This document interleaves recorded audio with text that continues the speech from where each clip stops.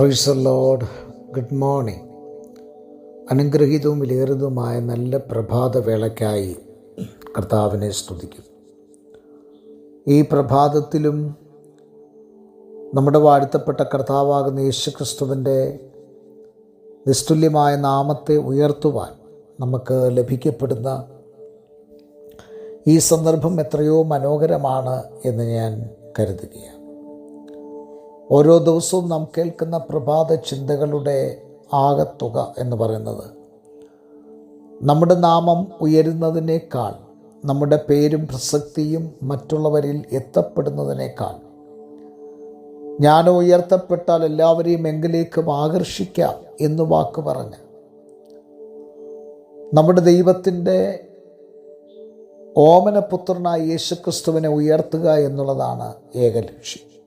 ആകയാൽ അതേ ലക്ഷ്യബോധം നിങ്ങളിലും ഉദിക്കട്ടെ എന്ന് പ്രാർത്ഥിച്ചുകൊണ്ട് യേശുക്രിസ്തുവിൻ്റെ നാമത്തിലുള്ള ഈ പ്രഭാത ചിന്തയിലേക്ക് ഞാൻ പ്രവേശിക്കുകയാണ്. കഴിഞ്ഞ ചില പകലുകളിലായി നമ്മൾ ചിന്തിച്ചു കൊണ്ടിരിക്കുന്ന പ്രഭാത ചിന്തയാണ് വർത്തമാനകാലങ്ങളിലെ ബൈബിളിലെ പ്രവചന സത്യങ്ങൾ. അതിൽ കഴിഞ്ഞ പ്രഭാതത്തിൽ നാം ചിന്തിച്ചു നിർത്തിയത് നോഹയുടെ കാലഘട്ടത്തെക്കുറിച്ചാണ്. നോഹയുടെ കാലഘട്ടത്തിൻ്റെ പ്രത്യേകത എതിർപ്പുകൾ, വൈരികൾ അവർ ശക്തമായി എഴുന്നേൽക്കുന്നു എന്നുള്ളതാണ്. രണ്ടാമതായി ഇന്ന് ഞാൻ പറയുവാനായിട്ട് ആഗ്രഹിക്കുന്നത്, നോഹയുടെ ജീവിതത്തിൽ നമ്മൾ ആ ഭാഗം വായിക്കുമ്പോൾ അറിയാം, അവർ വിവാഹത്തിന് കൊടുത്തു,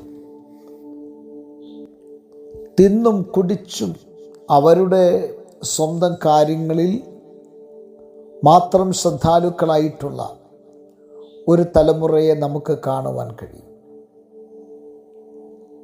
ഈ കാലഘട്ടത്തിലും അങ്ങനെയുള്ള ധാരാളം തലമുറകളുണ്ട്. നമുക്കറിയാം, വിവാഹത്തിന് കൊടുക്കുക, അത് ഭക്ഷിക്കുക,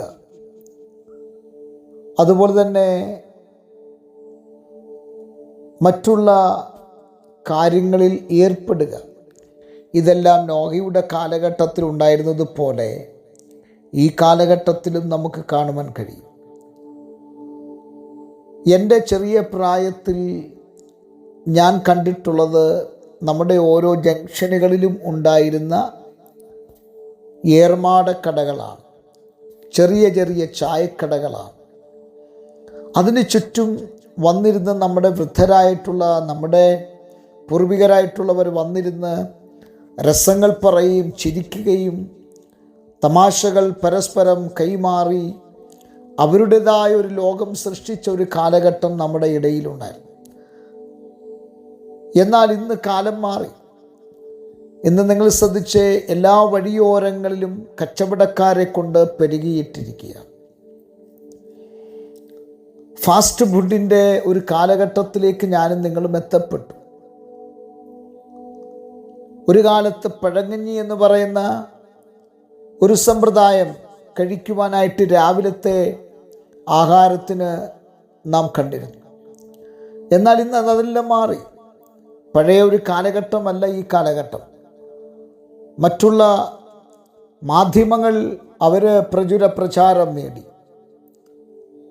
അങ്ങനെ ഒരു നോഹയുടെ കാലഘട്ടത്തിൽ ഉണ്ടായിരുന്നത് പോലെ അസന്മാർഗീയതയും വെറിക്കൂത്തുകളും പാപത്തിൻ്റെ പ്രേരക ഘടകങ്ങളും മനുഷ്യജീവിതത്തെ ആകർഷിച്ചുകൊണ്ട് പാപത്തിൻ്റെ അന്ധകാരത്തിലേക്ക് വലിച്ചിടുവാൻ ശത്രുവതിൻ്റെ പ്രവർത്തനങ്ങളെ അഴിച്ചുവിട്ട് നമുക്കെതിരെ അവൻ ആക്കം കൂട്ടുമ്പോൾ, ഈ പ്രഭാതത്തിൽ പറയട്ടെ, പൗലോസ് പറയുന്ന ഒരു പദം ഇങ്ങനെയാണ്: നിങ്ങൾ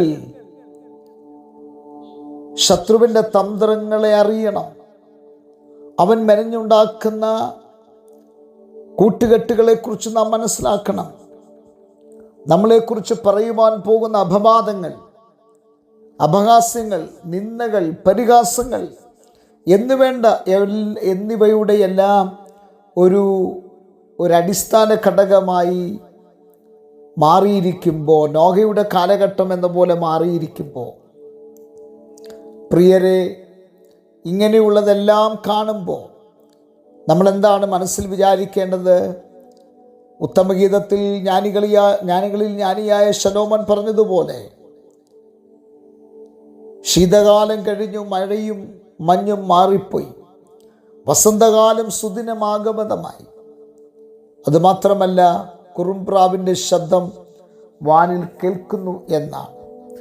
കടുന്തൂക്കിൻ്റെ മറവിലിരിക്കുന്ന പ്രാവ് അതിൻ്റെ ശബ്ദം പുറപ്പെടുവിച്ചുകൊണ്ട് അനന്തവികായസിലേക്ക് പറന്നുയരുവാൻ കാത്തിരിക്കുന്നത് പോലെ ദൈവസഭ ഇവിടുത്തെ സകല പരിഹാസങ്ങളെയും നിന്ദകളെയും അപമാനങ്ങളെയും സഹിച്ച് നോഹയുടെ കാലഘട്ടത്തിൽ എങ്ങനെയൊക്കെയാണോ അവരെ പരിഹസിച്ചത്, അതുപോലെ പരിഹാസം ചൊരിഞ്ഞ് നമ്മുടെ നേരെ ശത്രു വരുമ്പോൾ ഒരു കാര്യം ഓർത്തോണം.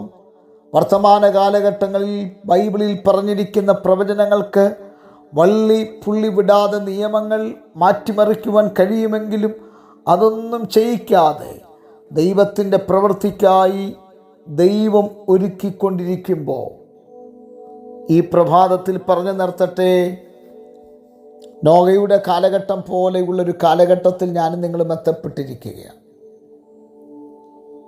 പലവിധമായ കാര്യങ്ങൾ അവിടെ ഇവിടങ്ങളായി വിളിച്ചു പറയുമ്പോൾ അതെല്ലാം നമ്മുടെ കണ്ണിൻ്റെ മുൻപിൽ നിറവേറ്റപ്പെടുവാൻ പോകുകയാണ് എന്നുള്ള കാര്യം നാം മറന്നു പോകരുത്. ആകയാൽ ഈ പ്രഭാതത്തിൽ നോഹയുടെ കാലഘട്ടത്തിൽ എത്തപ്പെട്ടിരിക്കുന്ന നമുക്ക് നമ്മുടെ ജീവിതത്തിൻ്റെ ഓരോ നിമിഷവും നമ്മുടെ വാഴ്ത്തപ്പെട്ട കർത്താവാകുന്ന യേശുക്രിസ്തുവിൻ്റെ കരങ്ങളിൽ സമർപ്പിച്ചുകൊണ്ട് നമുക്ക് പ്രാർത്ഥിക്കാം. നല്ല ദൈവമേ, സ്വർഗ്ഗസ്ഥ പിതാവേ, ജനത്തെ അനുഗ്രഹിച്ച് പ്രാർത്ഥിക്കുന്നു, വലിയ അനുഗ്രഹമാക്കി തീർക്കണം. യേശുക്രിസ്തുവിൻ നാമത്തിൽ തന്നെ ആമേൻ. എല്ലാവർക്കും നല്ലൊരു പ്രഭാതം നേരുന്നു. ക്രിസ്തുവിൽ നിങ്ങളുടെ പ്രിയ സഹോദരൻ പാസ്റ്റർ ജോസ് സാമുവേൽ.